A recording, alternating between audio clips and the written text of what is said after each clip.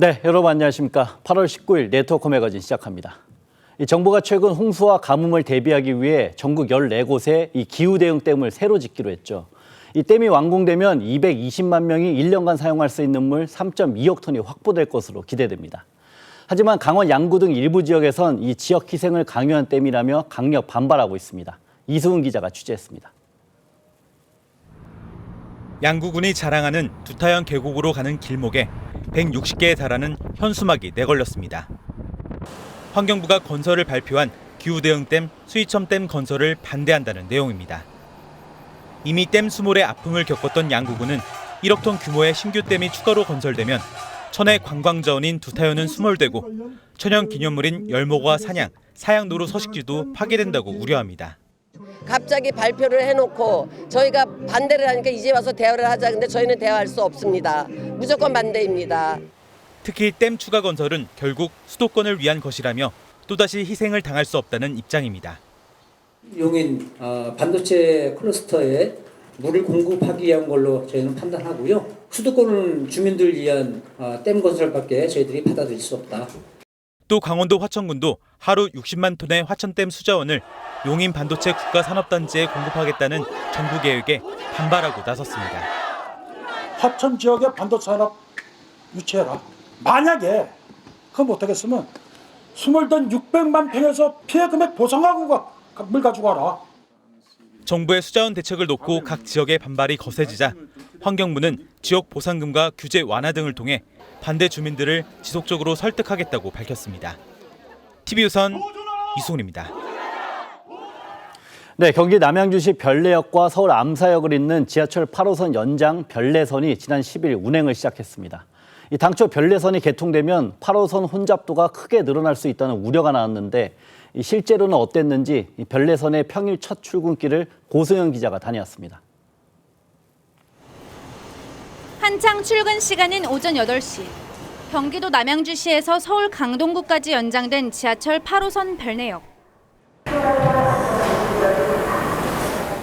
개통 후 평일 첫 출근을 맞은 시민들은 출근길 설렘을 감추지 못합니다.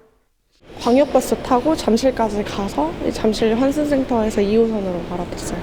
버스는 되게 이제 차 밀리거나 이러면 좀 시간이 늦어질 수도 있는데 이런 거 확실해서 더 좋은 것 같아요.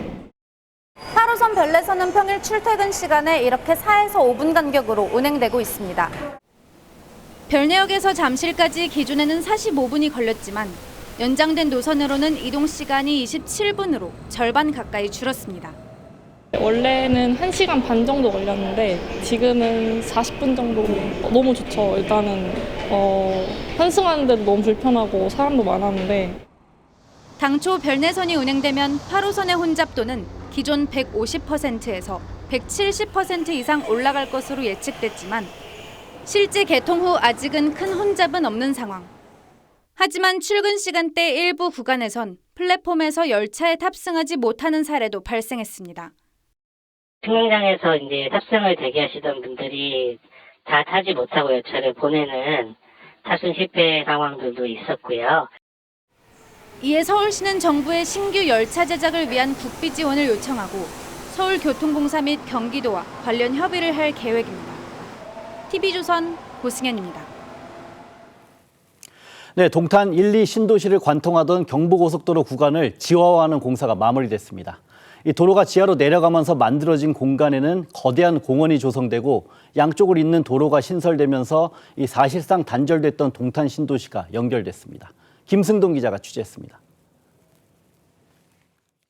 경부고속도로 상행선 기준으로 좌측은 1동탄, 우측은 2동탄입니다. 고속도로 1.2km 구간을 지하화한 뒤 지상을 연결하면서 쪼개진 두 도시가 하나로 이어졌습니다. 터널 위에 조성된 부지 면적만 축구장 12개 크기.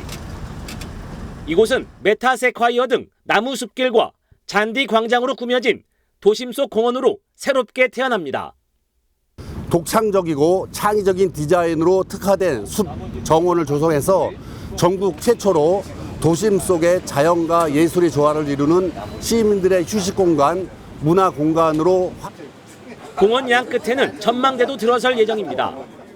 또 이곳 터널 위에는 동탄 1, 2 신도시를 잇는 6개의 도로도 만들어집니다.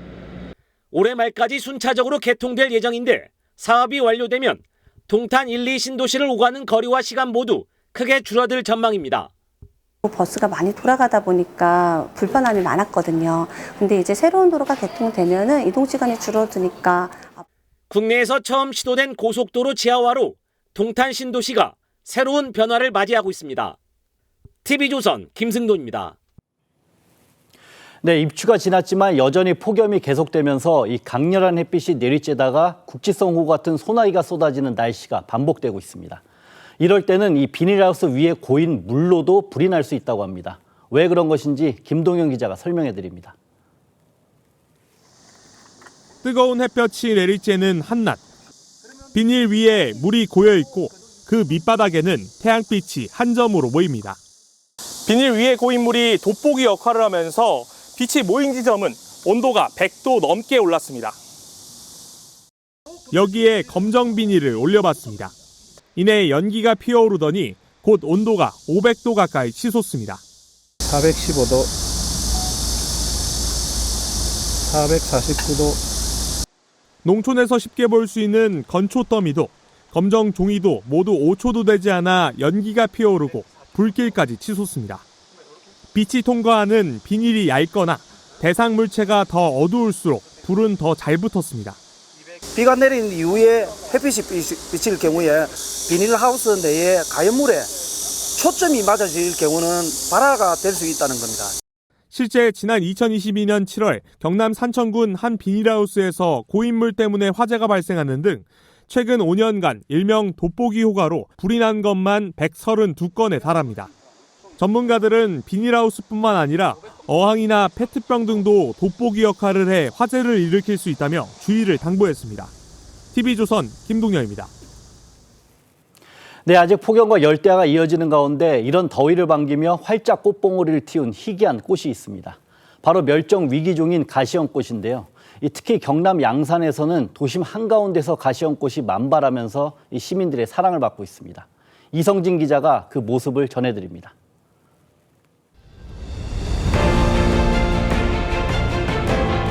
보라색 가시연이 서서히 꽃대를 엽니다. 해가 뜨자 밤새 오므렸던 봉오리를 활짝 터뜨리는 것입니다. 경남 양산 도심 한가운데 있는 46,000제곱미터 넓이 빗물 배수펌프장 유수지에 가시연 군락이 생겼습니다. 커다란 연잎이 수면을 가득 덮어 드넓은 유수지가 초록 들판으로 보일 정도입니다. 가시연은 한 해살이 풀로 잎이 지름 2m까지 자라지만 보랏빛 꽃은 4cm 정도 크기에 낮에 벌어졌다가 오후가 되면 닫아버리는 속성이 있어 신비감을 더합니다. 꽃은 이쁜데 잎에 비해서 너무 작다, 신비롭다 그렇게 생각합니다. 특히 가시연은 각종 개발로 서식지가 사라져 멸종 위기종으로 지정되면서 소문을 듣고 찾아온 사진 작가들은 카메라에 담기 바쁩니다. 좋죠. 그래서 이 땀 흘리고 지금 나와가 촬영을 하려고 시작하죠. 근무 탓인가요? 근무하죠. 이 볼 수 없는 광경입니다. 이 유수지에서 지난 2016년부터 발견된 가시연이 지난해부터 대규모로 번식하자 양산시도 서식 환경을 맞춰주며 가시연 보호에 나섰습니다. 한 1m 정도로 계속 유지함으로써 지금 아마 가시연이 더 잘 자랄 수 있는 환경이 되는 것 같습니다. 멸종위기종 가시연 군락이 도심 속에 찾아오면서 시민들에게 색다른 즐거움을 선사하고 있습니다. TV조선 이성진입니다. 네토크 초대석 순서입니다. 유네스코 세계 지질공원으로 지정된 한탄강에서 다음 달 7일부터 한 달 동안 축제가 열립니다.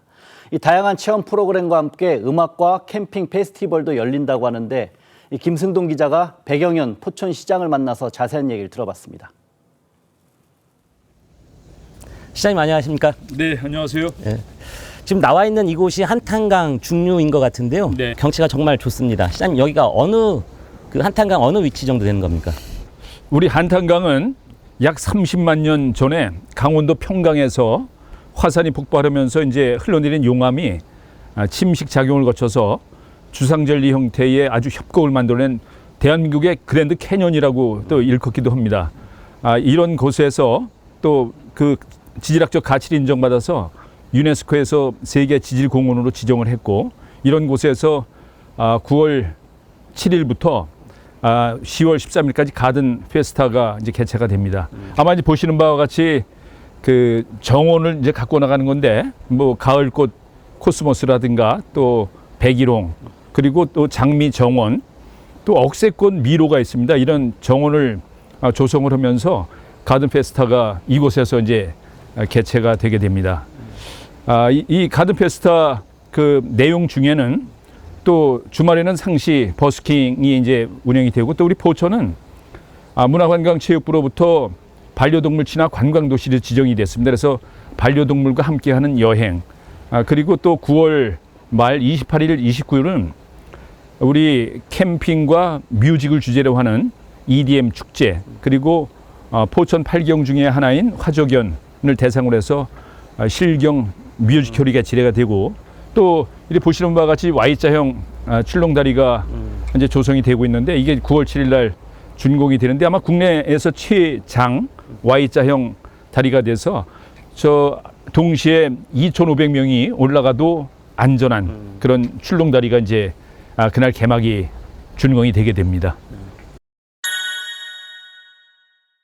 대한민국 최남단에 순천에 국가정원이 있다면, 우리 또 수도권 최북단에 포천에 세계 정원을 만들어서 정말 우리 수도권 시민들, 전국에 있는 국민들이 오셔서 이렇게 힐링할 수 있는 그런 공간을 만들어 나갈 계획입니다. 그리고 또 이 130만 평 중에는 저희가 현재 36홀에 그 파크 골프장을 조성을 하고 있는데, 저희 궁극적으로는 108홀까지 조성을 해서 저희 포천이 또 한탄강이 파크 골프의 메카로 이렇게 발전할 수 있도록 그런 복합 계획이 되어 있고, 또 홈스토어 이렇게 여러 곳에 홈스토어를 활용을 해서 정말 스포츠를 좋아하시는 분들, 예를 들어 뭐 테니스를 조성을 해도 되고, 또 이런 스포츠 시설, 또 익스트림 게임 이런 공간도 조성을 해서 정말 명실상부한 대한민국 수도권의 최고의 쉼터로 그렇게 복합 개발해 나갈 계획입니다.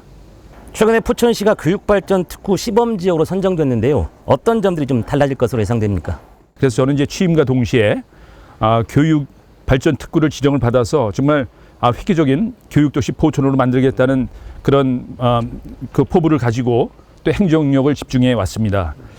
다행히 7월 30일 정부로부터 우리 포천이 교육발전 특구로 시범지역으로 선정이 됐기 때문에, 저희는 이제 이런 그 시범 사업을 통해서 정말 아이들의 돌봄 문제를 부모님들이 마음 놓고 직장에 다닐 수 있게, 그리고 또 부모님들의 사교육비를 획기적으로 이렇게 절감시켜주고 우리가 책임진다는 각오로 그런 늘봄 사업을 해나갈 계획이고, 또 특히 우리 포천에는 초등학교가 52개소, 또 고등학교가 7개소가 있는데, 사실 한 학교에 좋은 강사님을 초빙을 해서 강의를 하는데 그런 것을 학교마다 다 해줄 수는 없어서, 어떤 한 곳에 예를 들어 영어를 좋아하시는 아이들, 또 수학을 좋아하는 아이들, 이런 아이들이 유명한 강사의 강의를 받을 수 있게 다른 학교에서도 이 학교에 와서 또 넘나들이 교육이라고 해서 이런 것들을 이제 만들어갈 계획입니다. 여의도 면적의 17배, 제주도 전체 면적의 3분의 1이나 되는 그런 면적을 사격장으로 제공을 하고 있습니다. 그런데다가 작년 9월 1일 드론작전사령부가 우리 포천에 창설이 됐죠. 그래서 저는 이것을 지금까지는 사격장이라든가 이런 군사시설 때문에 특별히 희생을 했다는 그런 푸념의 말씀들만 했는데, 이제는 비로소 드론을 육성시키기 위해서 드론작전사령부가 창설된 것을 명분으로 해서 이러한 사격장을 오히려 드론 산업에 또 어떤 테스트베드 이런 것으로 활용하면 좋겠다는 생각 가지고 드론을 앵커 산업으로 하는 기회발전 특구를 지정하기 위해서 온 행정력을 집중을 하고 있습니다. 아마 지방은 8개 광역시도가 기회발전 특구로 지정이 됐는데, 수도권에는 연말에 이게 이제 지정이 될 것 같아요. 그래서 그 준비를 철저히 하고 있고, 저는 교육발전특구와 기회발전특구가 동시에 지정이 되어야만 우리 어떤 포천의 발전, 성장 동력으로 이끌 수 있다는 생각 가지고 두 개의 특구, 그리고 또 이 한탄강변을 평화경제특구 중에서 관광특구로 지정받기 위해서 온 행정력을 집중하고 있습니다. 그래서 우리 포천의 100년은 교육발전특구, 기회발전특구, 관광특구 3대 특구가 지정이 될 때 비로소 성장 동력으로 앞으로 100년의 포천이 또 발전할 수 있다는 각오로 3대 발전특구에 최선을 다하고 있습니다. 시장님 오늘 말씀 감사합니다. 네, 고맙습니다. 네, 제2의 대한민국 고향사랑 기부 박람회가 지난 16일부터 사흘간 수원 컨벤션 센터에서 열렸습니다. 이번 박람회에는 전국 30여 개 지자체가 참가해 지역별로 특색 있는 기금 사업을 선보이며 다양한 홍보 활동을 벌였습니다. 지역 경제 활성화를 위해 도입된 고향사랑 기부제는 연간 500만 원 한도 내에서 고향 지자체에 기부할 수 있는 제도로 세제 혜택과 함께 기부금의 30% 내에서 답례품을 받을 수 있습니다. 네, 오늘 네트워크 매거진 여기서 마치겠습니다. 다음 주 월요일에 다시 찾아뵙겠습니다. 감사합니다.